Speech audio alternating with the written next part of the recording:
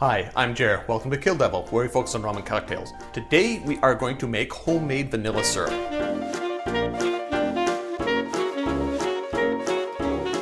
To make this recipe, I am going to start with vanilla beans, and this is what one looks like in case you haven't seen one before. I suppose technically this is vanilla bean pod, the beans themselves are on the inside.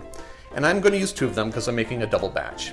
And the proportions we're looking for is 1 to 1 to 1. So 1 bean, 1 cup of sugar, 1 cup of water. And because I have 2 beans, that'll be 2 cups and 2 cups. The first thing I'm going to do with these beans is I'm going to cut them in half lengthwise.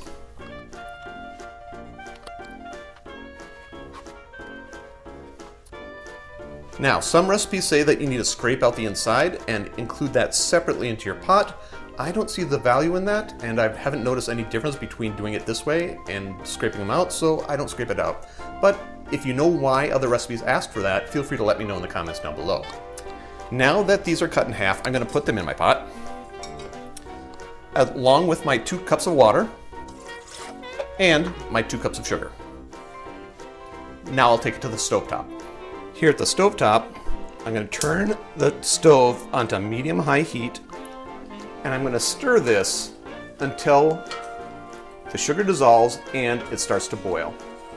I'll be with you in just a little bit.